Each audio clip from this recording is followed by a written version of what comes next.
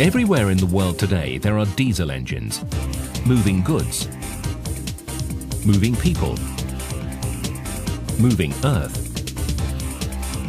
Today's diesel engines are sophisticated machines which give excellent power characteristics with low emissions and low fuel consumption. Cummins Turbo Technologies designs and manufactures its range of Holset turbochargers specifically focusing on the commercial and industrial market sector.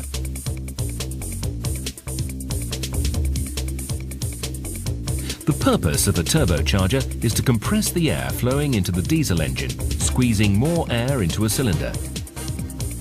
The engine burns air and fuel to create mechanical power. The more air and fuel it can burn, the more powerful it is.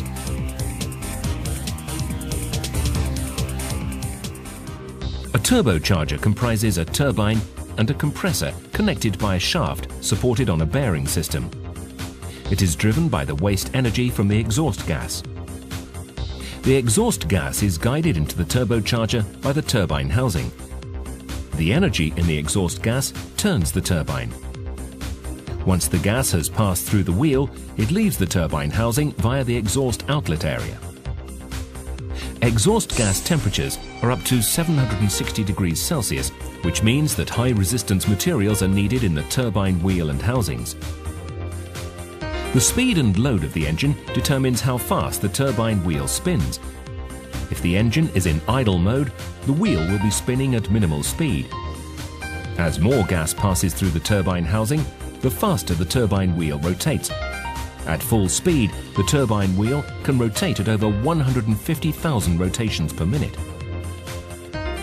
The compressor wheel is connected to the turbine by a forged steel shaft. As the turbine wheel spins, the shaft powers the compressor wheel. Air is drawn into the compressor housing through the wheel and is compressed as the blades spin at a high velocity. The housing is designed to convert the high-velocity, low-pressure airstream into a low-velocity, high-pressure airstream at the outlet through a process called diffusion. Air enters the compressor at atmospheric temperature. However, it leaves the compressor cover at around 200 degrees Celsius. As air temperature increases, its density decreases, thus even more air can be forced into the engine if the air is cooled after the compressor stage. This is called intercooling or aftercooling and is achieved by cooling the air either with water or air.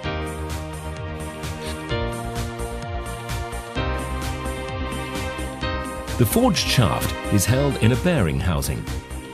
The turbocharger bearing system is lubricated by oil from the engine.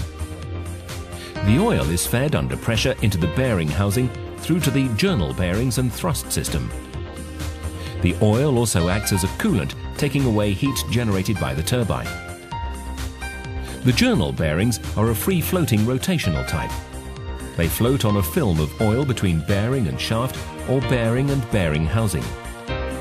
The bearing clearances are very small, less than the width of a human hair. At both ends of the bearing housing are oil seal rings, often called split ring seals. These rings help to ensure that the oil does not leak into either the compressor or turbine housings.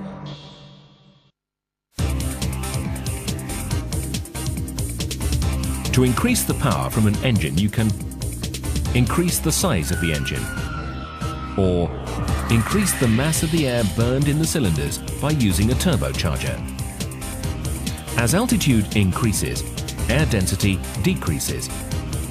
At higher altitudes, the turbocharger wheel rotates faster, which increases the airflow to the engine. This turbocharger speed compensates for the density decrease, thus maintaining power to engine, where a non-turbocharged engine would suffer power loss. The benefits of turbocharging are increased engine power output, improved fuel consumption, improved emissions, altitude compensation. To improve transient response and low engine speed performance, it is desirable to control the turbine stage size. This can be controlled in two main ways. Wastegates bypass exhaust gas around the turbine using a valve in the turbine inlet, controlled by compressor outlet pressure. This limits turbocharger speed at high engine speeds and loads. In doing this, it reduces the boost pressure attained at full speed, full load, and allows the engine to develop more boost at low engine speeds. As engine speed increases, the wastegate valve begins to open at a preset boost pressure. This has the effect of increasing the size of the turbine stage. Holset wastegate turbochargers are engineered for superior durability and reliability. They are the premier choice for heavy-duty applications.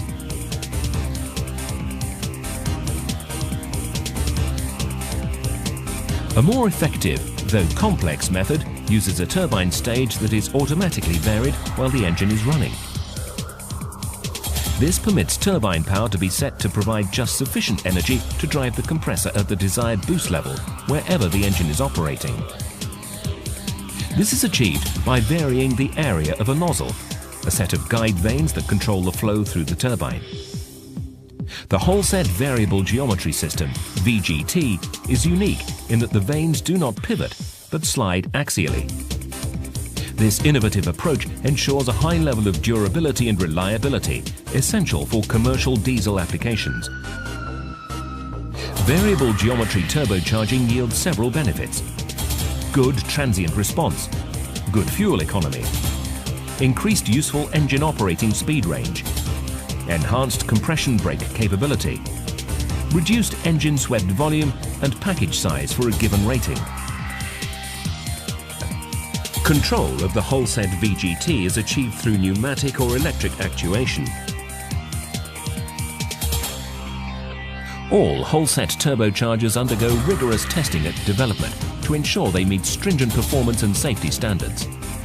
Cummins Turbo Technologies works in partnership with the world's largest engine designers to ensure that our Holset turbochargers are performance matched to the engine, ensuring optimum performance and fuel efficiency.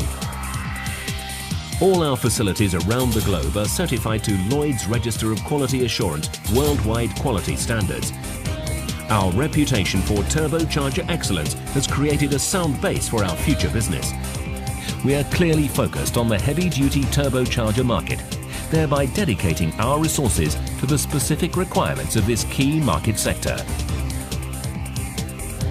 Holset turbochargers, breathing life into your machine.